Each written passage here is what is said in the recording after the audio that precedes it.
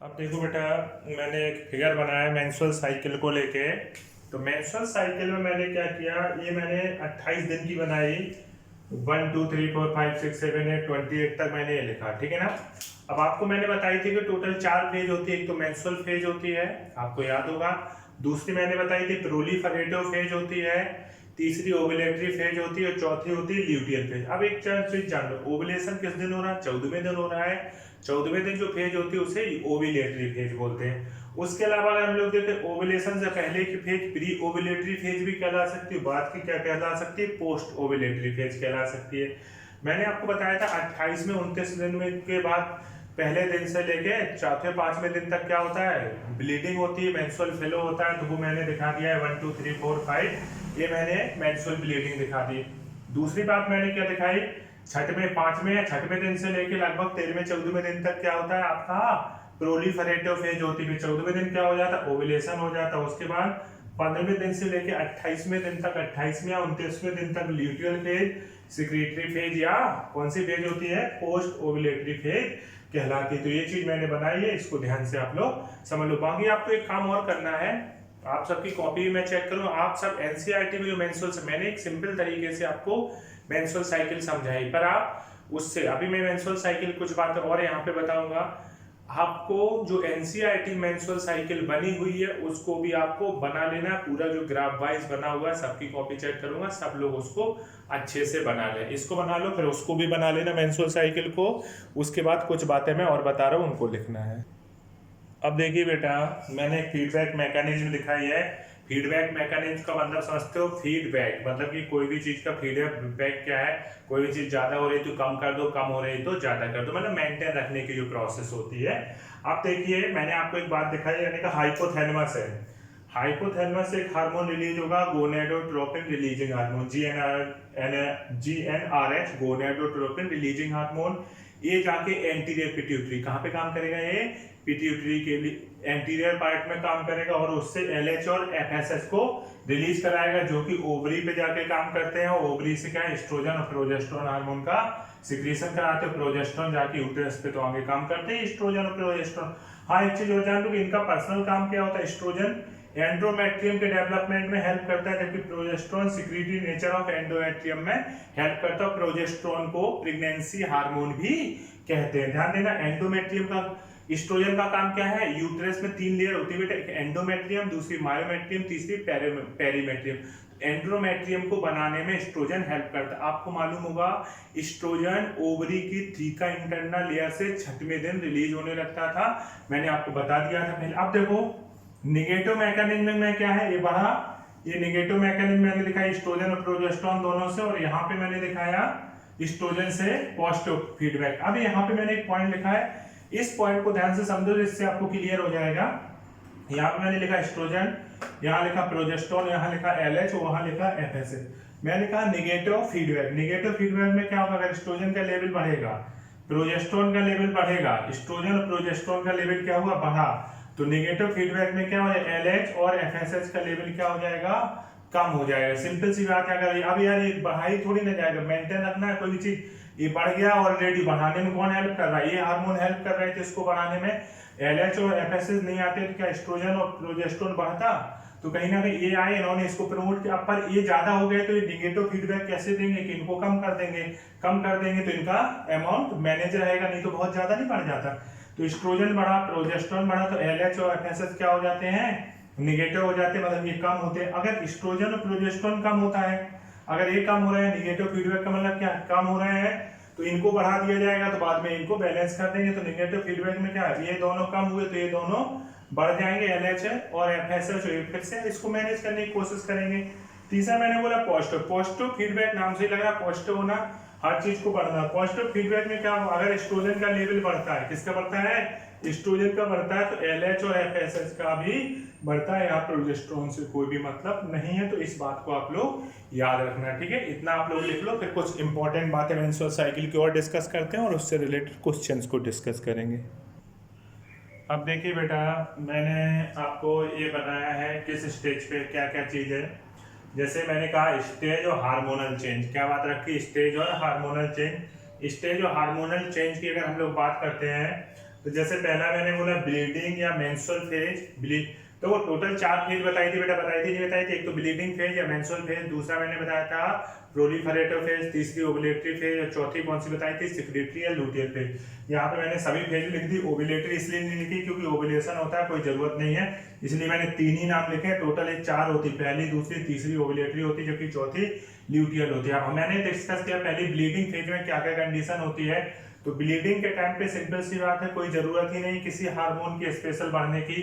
तो यहाँ पे progesterone, estrogen, gonadotropin releasing hormone, FSH और एलएच, ये सब पहले क्या होते हैं? डिक्रीज होते हैं, पर शुरुआत में। पर धीरे धीरे क्या होता है, हर चीज मेंटेन भी होनी है।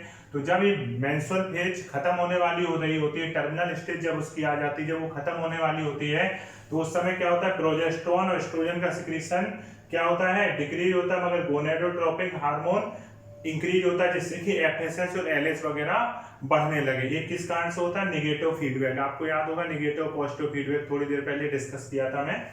उसके बाद आती है दूसरी फेज है pre ovulatory phase. Pre ovulatory phase क्या है, या उसी को बोलते हैं प्री ओवुलेटरी क्यों बोलते हैं? ओवुलेशन के पहले एक फेज, या उसी को बोलते हैं प्रोलिफरेटिव फेज। प्रोलिफरेटिव फेज में क्या है? एफएसएच वगैरह बढ़ जाएगा, गोनाडोट्रोपिक रिलीजिंग हार्मोन बढ़ेगा, तो एफएसएच बढ़ेगा, एलएच बढ़ेगा, और एस्ट्रोजन की कंसंट्रेशन ही बढ़ेगी। शायद आपको याद होगा 6वें दिन से थीका इंटरनल लेयर द्वारा, ओवरी की थीका इंटरनल लेयर द्वारा क्या होता है? एस्ट्रोजन हार्मोन का सिक्रीशन होने लगता है, तो एस्ट्रोजन ही बढ़ेगा।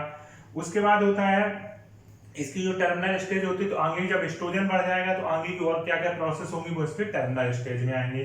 फिलहाल तीसरी फेज है ल्यूटियल फेज या सेक्रेटरी फेज। इसमें इनिशियल स्टेज है, मैंने लिखा gonadotropin releasing hormone FSH and LH comparatively low होता है। बहुत देखी तो गई है मात्रा, पर शुरुआत में क्या होती है? कम होती है, क्योंकि ओवुलेशन के बाद क्या होता है? कॉर्पस लुटियम बनी है। फिर क्या होता है? इसका प्रोजेस्टेरोन का लेवल धीरे धीरे, शुरुआत में कम होता है, मतलब धीरे धीरे इसका प्रोजेस्टेरोन का लेवल इंक्रीज करेगा। आपको मालूम होगा कार्पस लुटियम प्रोजेस्टेरोन के अलावा थोड़ा सा एस्ट्रोजन भी इंक्रीज करती है, प्रोजेस्टेरोन एस्ट्रोजन बढ़ेंगे। पर फिर क्या होगा? धीरे धीरे क्या हो जाएगा? इनके कारण नेगेटिव फीडबैक मैकेनिज्म होगी, और ये क्या होगा? गोनाडोट्रोपिक रिलीजिंग हार्मोन कम हो जाएगा, जिससे एफएसएच भी कम हो जाएगा और एलएच, और फिर से वो स्टेज आती है, कम होने लगता है। ये सारी प्रोसेस चलती रहती है। तो इसको इस तरीके से एक बार देख ले, बच्चे थोड़ा सा इसमें परेशान हो जाते हैं। क्या है? शांत दिमाग से सोचोगे, चुटकियों में ये चीज देख लिए। अब मेंस्ट्रुअल साइकिल से रिलेटेड हम लोग कुछ क्वेश्चन करेंगे, इनको आप लोग लिख लीजिए बेटा। अब देखिए एक दो क्वेश्चन मैंने लिखे हुए हैं। मैंने कहा कि फीमेल है, उसका मेंस्ट्रुअल ड्यूरेशन 32 डेज है, तो ब्लीडिंग पहले दिन से स्टार्ट हो गई है, मतलब कि 32 दिन का, 28 की जगह चलो 32 ज्यादा हो रहा है, मैं 30 दिन लिखता हूँ, ठीक है। कितना दिन का है? अगर देखा जाए कि ये फीमेल मेंस्ट्रुअल ड्यूरेशन क्या है, मेंस्ट्रुअल साइकिल कितने दिन की है? 30 दिन की है। ब्लीडिंग पहले दिन से होती है, तो ओवुलेशन किस दिन होना चाहिए ये पूछा है। तो कभी भी ओवुलेशन पूछा जाए तो ओवुलेटरी डे इक्वल टू क्या हो जाएगा? ओवुलेटरी डे इक्वल टू क्या हो जाएगा? साइकिल जितने दिन की हो, मंथली साइकिल माइनस 14 कर देना। क्या कर देना? तो ये कितना है? 30 दिन की माइनस 14 डे, तो ओवुलेटरी डे किस दिन होगा? 16वें दिन। ओवुलेशन किस दिन होगा? 16वें दिन। इस तरीके से आप क्वेश्चन निकाल सकते हो। अगर 32 दिन की होती तो 32 माइनस 14 होता, तो 18वां दिन होता ओवुलेशन। तो इस तरीके से आप याद रख सकते हो। दूसरा क्वेश्चन मैंने बोला कि एक 40 साल की फीमेल है, ये 40 ईयर फीमेल, प्यूबर्टी स्टार्ट है 10 ईयर। जब वो 10 साल की थी तब उसकी मेंस्ट्रुअल साइकिल स्टार्ट हो गई। प्यूबर्टी का मतलब मेंस्ट्रुअल साइकिल का स्टार्ट होना। फिर मैंने कहा menstrual duration regular and monthly, उसका मेंस्ट्रुअल साइकिल रेगुलर और मंथली चलता है। सी इज हैविंग 3 चिल्ड्रन, उसके इस टाइम पीरियड में, चूंकि अभी प्रेजेंट में वो 40 साल की है, अब उस टाइम पीरियड में उसके 3 बच्चे भी थे। तो हाउ मेनी ओवा में बी प्रोड्यूस, आज तक उसमें कितने ओवा का प्रोडक्शन हुआ हो। तो इसके आंसर किस तरीके से निकालोगे? इस तरीके के क्वेश्चन में देखो, अगर देखा जाए 10 साल से बन रहा है, 40 साल की आज है, तो 40 माइनस 10 कितना होता है? 30 साल, ठीक है। एक साल में 12 एग प्रोड्यूस हुए, तो 30 इंटू 12 कितना हो गया?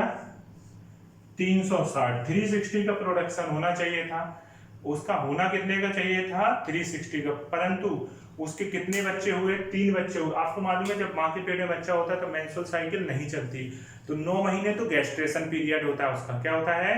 9 महीने तो गैस्ट्रेशन पीरियड होता है, और 6 महीने क्या होता है? लैक्टेशन पीरियड, जब माँ बच्चे को दूध पिलाती। तो अगर देखा जाए एक बच्चे पे 15 महीने मेंस्ट्रुअल साइकिल नहीं चलती, तो अगर एक बच्चे पे क्या कितने महीने नहीं चलती है? 15, तो 3 बच्चे, तो 15 इंटू 3 कितना हो जाएगा, 45 हो जाएगा। तो टोटल कितने दिन मेंस्ट्रुअल साइकिल नहीं चली, एग का प्रोडक्शन कितने दिन नहीं हुआ, तो आंसर क्या हो जाएगा, तब आंसर क्या हो जाएगा अगर हम लोग देख रहे हैं तो 360 से हम 45 को माइनस कर देंगे,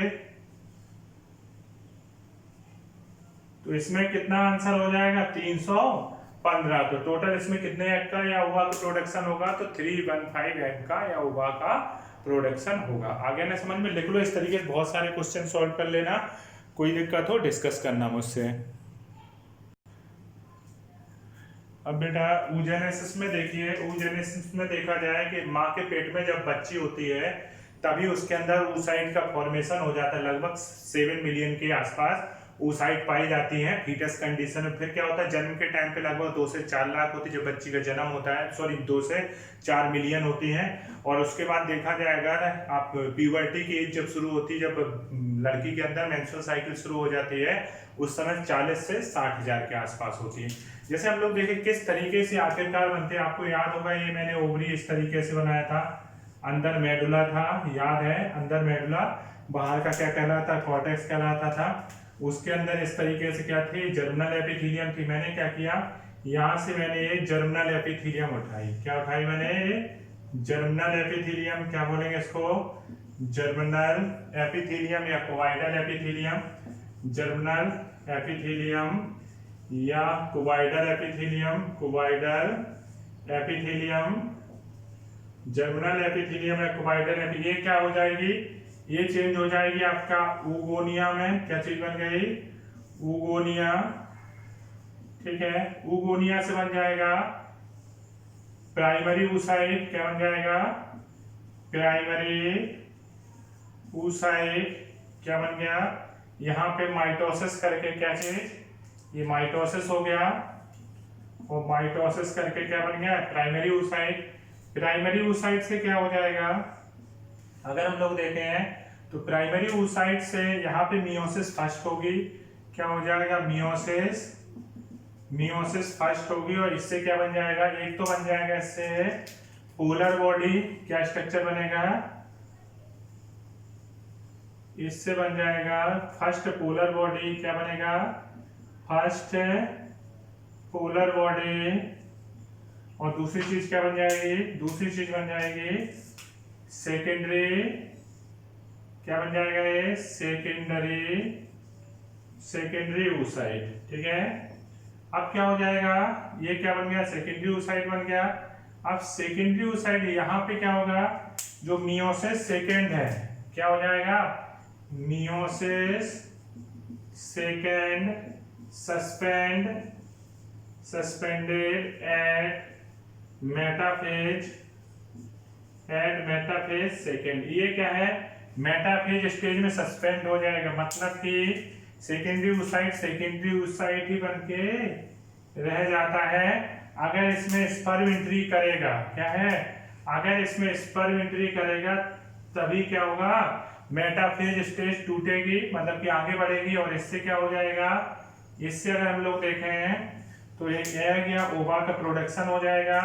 ये क्या बन गया, एग या ओवा, और दूसरी साइड साथ में क्या बन जाएगा, ये बन जाएगा सेकेंड पोलर बॉडी। ये किसका फॉर्मेशन हो जाएगा, तो ये फॉर्मेशन हो जाएगा सेकेंड पोलर बॉडी का फॉर्मेशन हो जाएगा, ठीक है ना।